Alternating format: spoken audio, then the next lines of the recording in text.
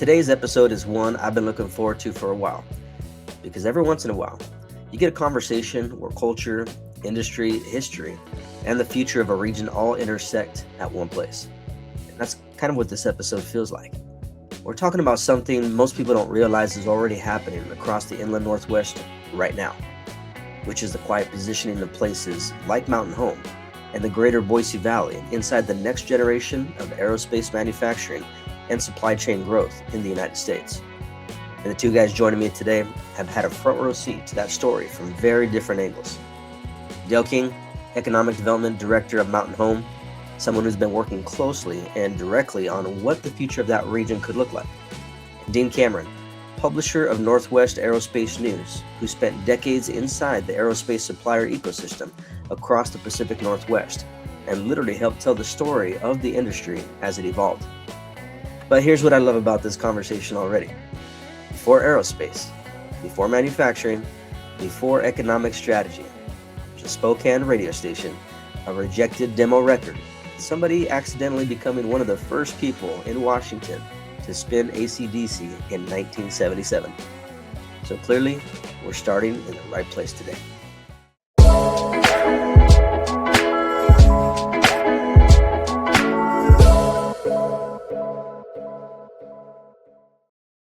Ladies and gentlemen, welcome back. And as mentioned, I have two good friends of mine, Dean and Dale, joining me here today. How you guys doing? Doing great, Gordie. How about yourself? I'm doing awesome. Hey, as mentioned in my intro, I got to kickstart with this. I got to start with this. I heard little bird told me that way back in 1977, Dean, you ended up spinning, one of the first AC/DC demo records in Washington State, probably before most people even knew who they were, right? Yeah, pretty much nobody knew who they were. So they sent out a series of demo albums to radio stations, and we had the rock station back in 1977 was KJRB in Spokane, and they rejected the AC/DC demo album. Oh, wow. And I was in a class that was a radio and TV licensing class, and I was a morning DJ in that class. And so we played that very rejected AC/DC first album in the United States and kind of took on a life of its own. Yeah, that's wild. So going from AC/DC to aerospace, it sounds like pretty wild and out there, right? But it's actually true. And so how does somebody go from spinning AC/DC demos in Spokane to covering aerospace manufacturing across the Pacific Northwest? Well, I've always been an aerospace geek. And so even as a little kid, I built the plastic models and hung them from my ceiling. And, I was always interested in the aerospace industry. And as an adult, got into manufacturing, and in would have been 1990, I merged a company that I started many years prior with a plastics company. And we entered the aerospace industry doing commercial aircraft interiors, and then ended up really serving worldwide airlines and providing seating and, commercial aircraft interior components for just about every aspect of the aircraft. Wow. So unpack that a little bit further there, because, I think it had been mentioned before that there's a lot of components or companies that touch a single airline right before it actually ever flies. There's a lot that goes into it. What does that look like from the inside?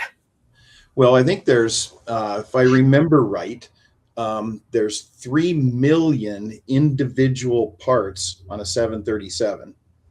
Wow. And so companies manufacture all of those components. I mean, and we were involved in the seating part of the industry primarily, but you've got tray tables and shrouds and, components that are underneath the seat. And then you multiply that times hundreds of seats.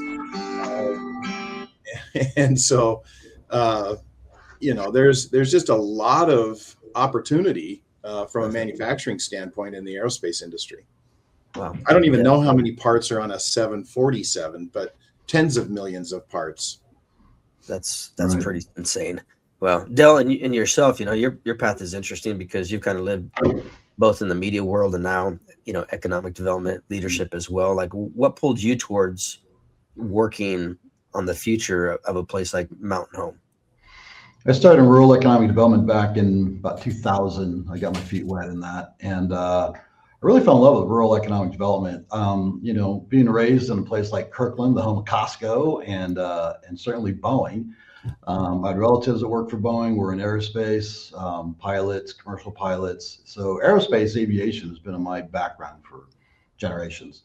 And so, but growing up, I really consider my best friend and I Boeing brats, being raised on the east side of Seattle. And so, but I also lived in Bremerton and rural areas and cut my teeth in that region doing regional economic development and focusing on a singular industry. When you reach your arms out and gather in 1, 2, 3 counties in rural areas, you can have an aggregate that's pretty meaningful and that you can work with to do rural economic development. And so when I moved down to Caldwell in 23 and be closer to family, I was looking across the valley at Elmore County, which wasn't developed yet. And we all know about the Treasure Valley, Boise region, just exploding in growth, which I believe is still organic and still just starting. Micron is under development. They're 40 miles away from us. And their suppliers are still, in transit. I mean, and Micron, they're on their first fab. They're doing 4 of them, and the first one's massive. And so I'm looking across the valley from a developing valley to a community that just is getting started. Yeah. And so I was really excited about, being able to apply some of my background and experience to help Elmore County and Mountain Home specifically with this. So when I came to aerospace, it was just a natural because aerospace manufacturing, advanced manufacturing, this state is heavily involved, obviously, in nuclear. It's the birth of the nuclear Navy is here in the state. And with the state really advocating the commercialization of energy, i.e. nuclear specifically, we're really strategically placed to be, for the manufacturers to be close to the university without being in the fray of the valley. Yeah. And so we have room to spread out. We're working on getting more space and more acreages in order to accommodate really a strong industrial base here in Mountain Home. Yeah. Wow. That's insightful. When I think of this a whole space that we're kind of getting into, with aerospace as a whole, I mean, for the average person, I think people assume that aerospace equals Seattle or some other place and not necessarily this region. But from your perspective, Dean, I'll toss this over to you. What do you see has changed in the last decade across the inland Northwest that, people in Boise probably haven't noticed yet? Well, I mean, you talk about aerospace in Seattle, and you're absolutely right. There's a tremendous amount of aerospace manufacturing and focus on the Seattle region. Obviously, it's the home of Boeing. But Seattle is, if you're looking at the glass half full or half empty, Seattle's glass is overflowing. Yeah. And so, there's a lot of opportunity for Boeing. There's Boeing and then also tier 1s and tier 2 suppliers to look outside of that region for resources in order to accommodate production. And that's really the big issue right now is, hitting the throughput, hitting the demand. The analysts, Dale and I both have heard analysts talk about the fact, hold on to your hat, aerospace is going to double in the next 10 years. Right. And so, those manufacturing resources all over the Pacific Northwest, all over the United States for that matter, they're valuable. And it's not just a focus on Seattle, not even just focus on Washington. I mean, Idaho is very close and Mountain Home is prime for, growth and opportunity. So, Are we already seeing, is this early positioning stage for all this, or are you starting to see that suppliers are already kind of moving inland? Been moving for quite some time. Okay. And so there's a number of different member-based organizations. So my publishing company, we sponsor a lot of member-based organizations. There's PNAA and AFA and PNDC and AUVSI and NEMA, and they're all member-based manufacturing organizations, and so and they're located all over the Northwest. I mean, from Montana to Idaho, Oregon, Washington, Southern British Columbia. Kind of we're all walking arm in arm in lockstep. Yeah. Interesting. Yeah, Dale, you've also mentioned, the Mountain Home is kind of like this blank slate right now, right? And you believe aerospace manufacturing could be a part of its future. It is. Aerospace manufacturing is such, almost feels like a preset future for this region. Just with the Air Force Base here and the influence of the Air Force Base, we've had thousands and thousands of airplane mechanics come through this region. I mean, Mountain Home is world known. And I found that in rural economic development, where so many times, or any economic development, you'll have an industry that's really renowned throughout the world. And yet locally, people don't know anything about it because their community is global. And so, and then when you consider the fact that at any given time, we have hundreds, thousands of aviation or A&P mechanics, airframe and power plant. Now they're not dubbed that because they're military, but they could simply walk out of there and take a test and really qualify for all of that. And you have the level of engineering with those A&Ps is seriously higher than you're going to get out of a conventional school, where someone goes to school for 14 months and gets their A&P certification and goes and turns wrenches, say at Embraer or someplace. And so the level of sophistication and education in our mechanics and aviation personnel in the region is pretty significant. And it's, it's funny, I was at the PNAA conference some weeks ago. Dean and I saw each other there, and an old friend of mine, JC Hall, I was chatting with him. He said, Dale, Mountain Home, I flew F-111s out of there. And I thought, of course you did. I mean, I was talking to Bill King, and Bill King is a longtime Seattle aerospace aviation professional. And Bill's like, I think I flew a B-52 out of there once, and so it's, the connections go on and on.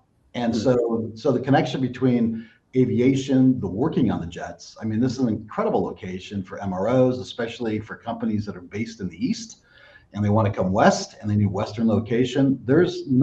I've talked to some different logistics professionals, and we don't really have a lot of competition with regards to some of the assets we have with rail. We have the interstate right next door. We have natural gas. We have 2 wellheads feeding our natural gas lines. We're set up to have the infrastructure come in now. And so I'm reaching out to developers and people that know how to do this stuff to get the groundwork done. So we have, thousands of shovel-ready acres for the manufacturers when they're ready to get here. Yeah. I would also add too that, we're talking about the different opportunities from a workforce standpoint.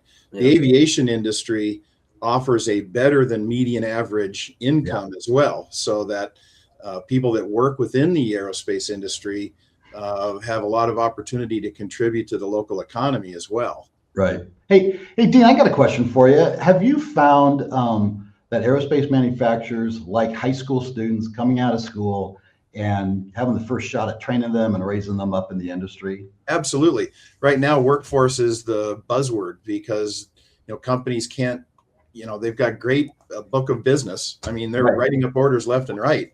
Yeah. But, filling the machines and having the employees to be able to manufacture their book of business has been a challenge. And so, rather than, 50 companies fighting for the same 10 employees, go to the well, go to where you can train people to, work the way you need them to work. And so the high schools, and then even before that, I mean, opportunity to share, I'm a publisher. So I publish Northwest Aerospace News Magazine, which is an industry trade magazine worldwide. We have a little over 11,000 worldwide subscribers, but we also launched a magazine called Let's Go Aerospace, which is focused on reaching out to middle school age kids to kind of prep them to join the high school train of learning more about advanced manufacturing and to be able to enter the workforce.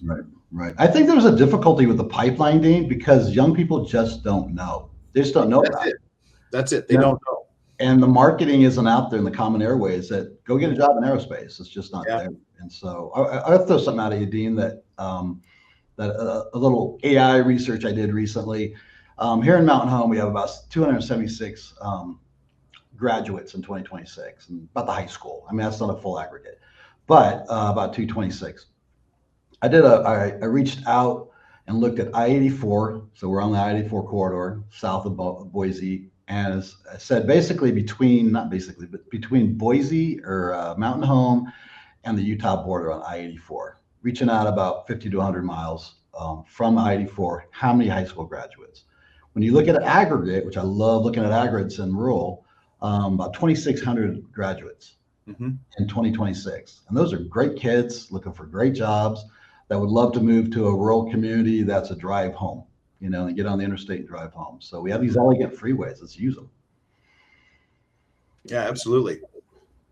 One of the things that came to mind as you guys were kind of pumping through, this here was what this looks like from like an ecosystem perspective there in that region specifically. Dale, let's say you could say Mountain Home, or you could say the ripple effect out towards the Treasure Valley area as a whole. But when somebody's thinking about, this development in this arena for aerospace, and you think of a company like Boeing, who kind of owns the lion's share of a region, perhaps, right? Is something like that what's needed in order to pump this within a region here, or is it something different? Like, help us understand what that would look like potentially.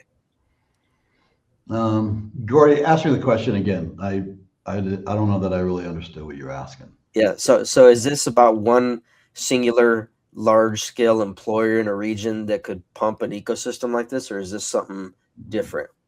And Dean I'll love to hear what Dean has to say here, because it really is an ecosystem.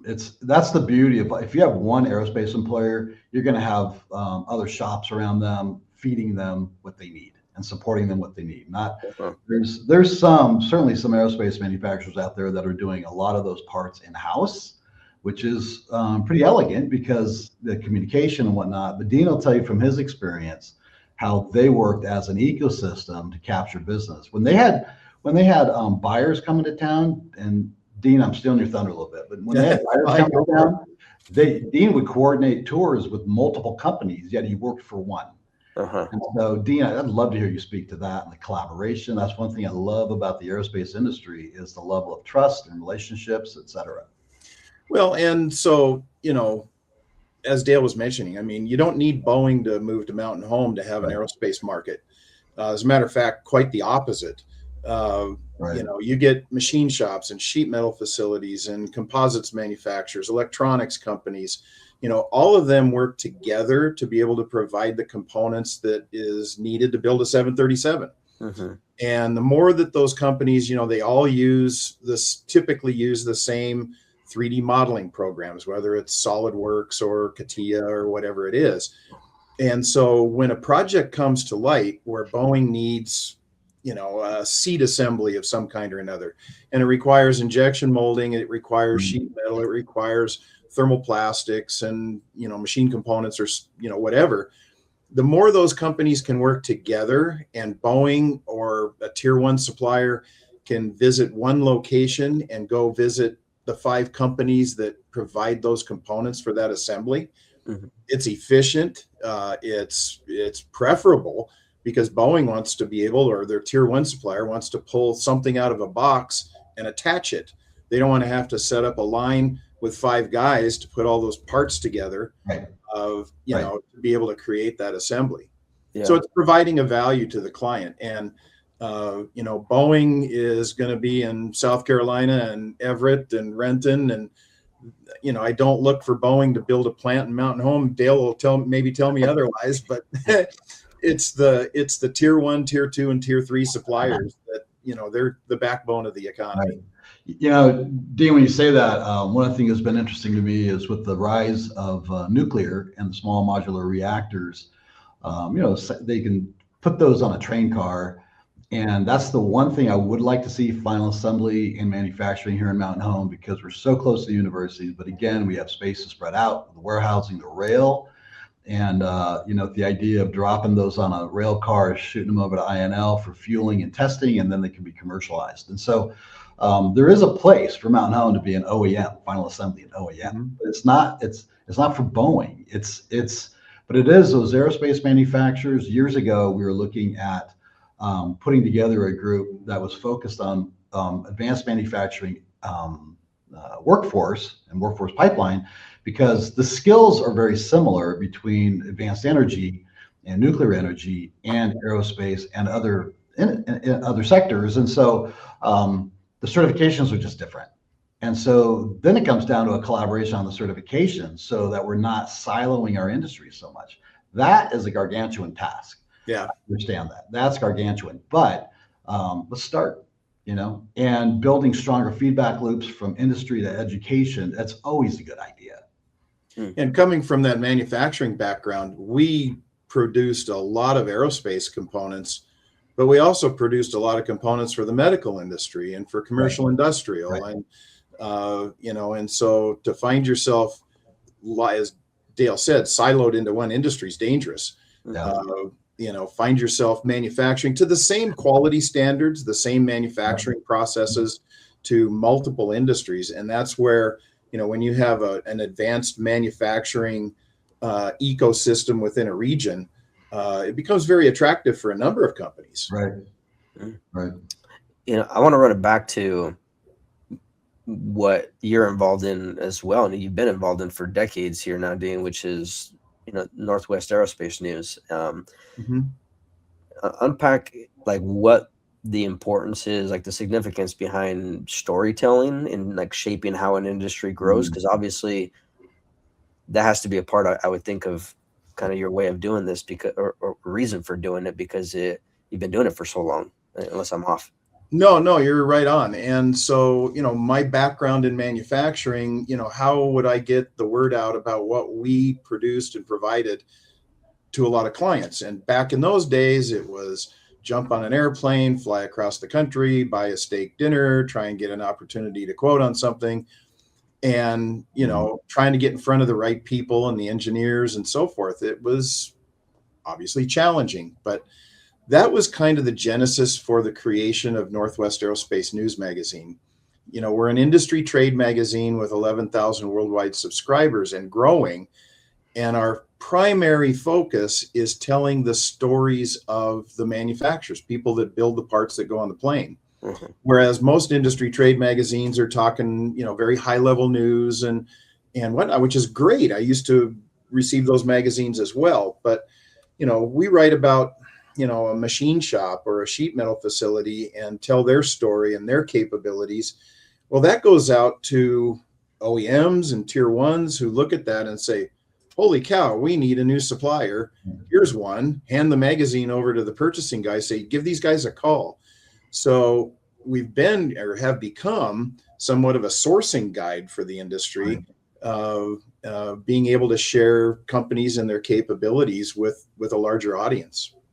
And then that's rolled into Let's Go Aerospace too, because, how do you continue that? I tell people the stuff you see on the news today and all the new technology, and talk about, bases on the moon and different satellite technology and everything else. That's great news material, but it's today's 12-year-old that's going to mature that technology in 10 years. Yeah. We better start talking to the 12-year-olds. Yeah.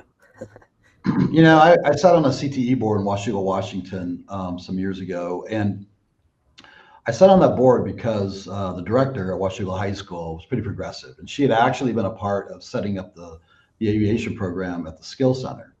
And so if the students put their heads down and wanted to learn aviation, they could do 2 years there if they got selected for the second year, and then they could matriculate. That could be their running start program for Washington State. They can have their first 2 years in their associate's degree, and then matriculate into Green River College.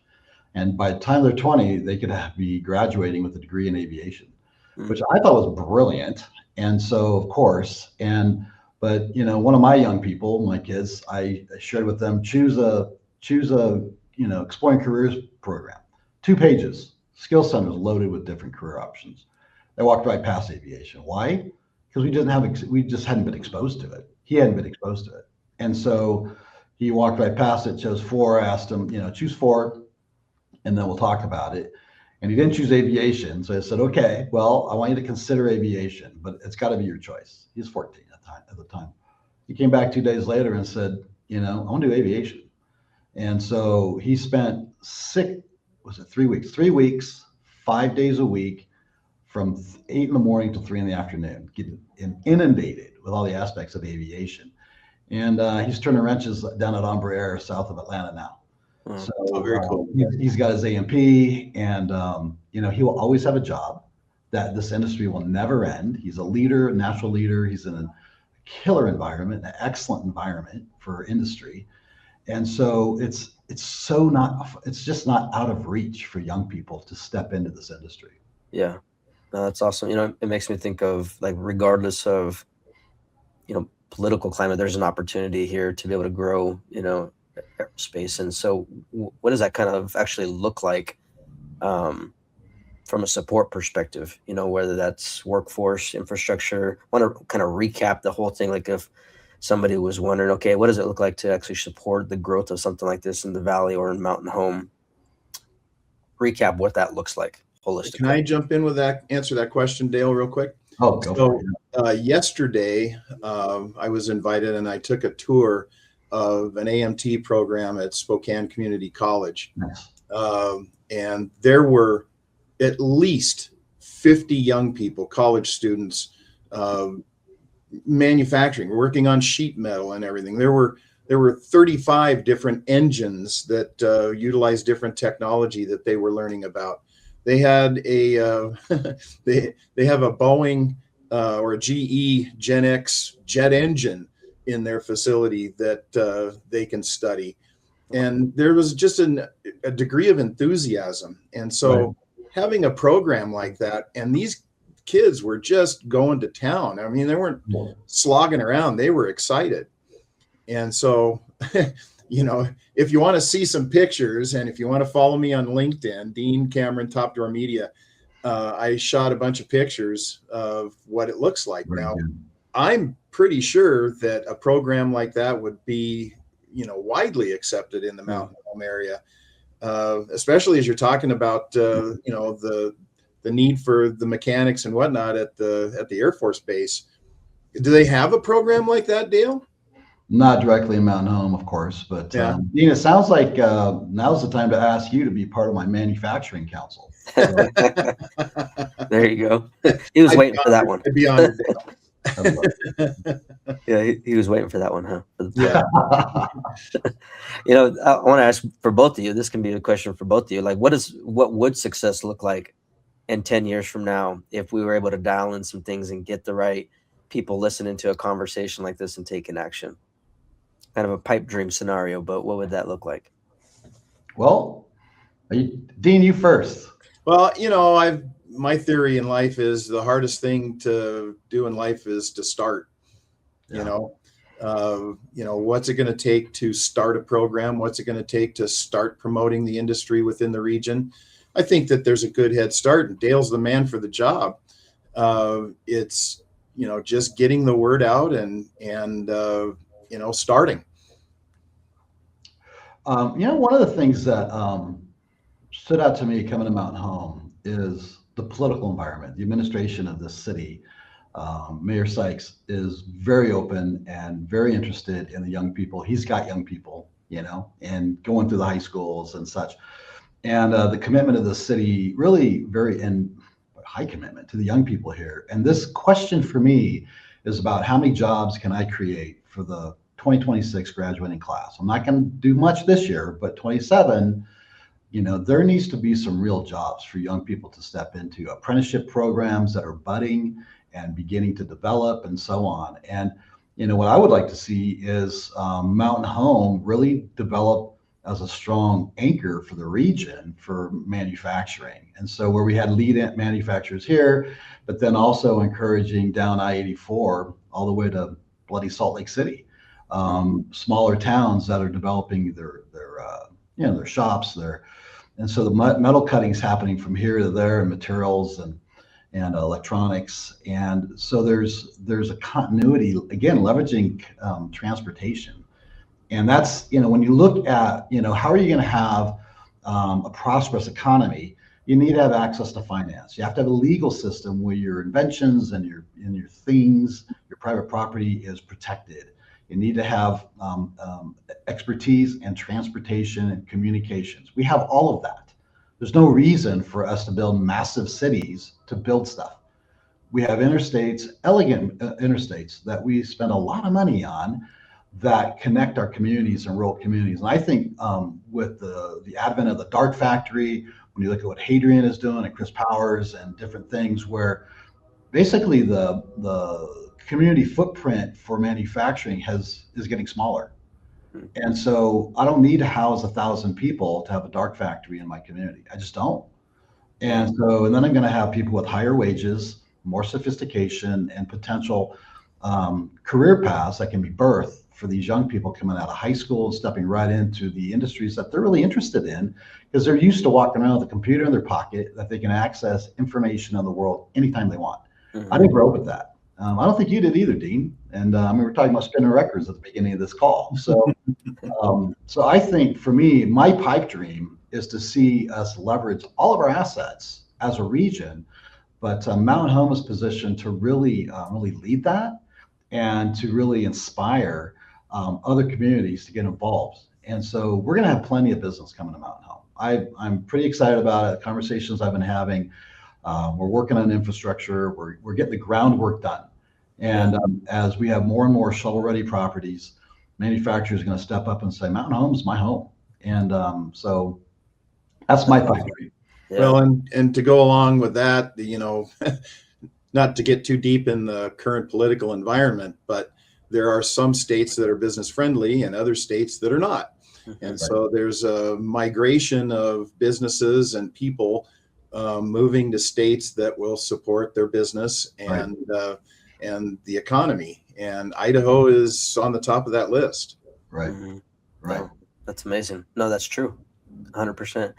So as a parting shot, if you could, for anybody that's made it this far, and whether they're a machinist, they're a student, a builder, what would you say is a parting shot for them as far as something that they should be paying attention to that maybe got missed in the last 30 minutes here? Well, one of the things I offer, in the effort to educate people in the aerospace industry, Northwest Aerospace, I'll learn how to talk. Northwest Aerospace News Magazine is a free industry trade magazine. You can go on the website, northwestaerospacenews.com. It's all spelled out. And there's a subscribe free button. And they can subscribe to the magazine. It goes through and talks about all the different manufacturing companies and what they do. And there's contact information there and so forth. But it's a good opportunity for young people. And I've opened this up to college students to subscribe. And I'll pay the shipping and the cost of print. It's that first step into the education of the industry. So we're happy to provide that. That's awesome. So, one of the things that's kind of a brag for this community is the air show. And it's not every year, but it's coming this year. It's May 16th and 17th. They have drag strips going. They're building it like I haven't seen them build before. And so the Thunderbirds will be flying here in Mountain Home May 16th and 17th. Our mayor, who's been intimately involved with the base, done an excellent job of having a strong relationship between the city and the base, will be hosting a VIP event on that Friday, May 15th, to actually meet the pilots and mingle with them. And so everybody on this call is certainly invited to the event. If you want to, be a part of the VIP activity, please let me know, DL King, at mountain-home.us. So you give away your email publicly. Now we're going to get hit up. Good. That's my job. So, but yeah, and then there's a link for the article down below that Dean was gracious enough to publish for Mountain Home and talk about our story. Yeah, that's phenomenal.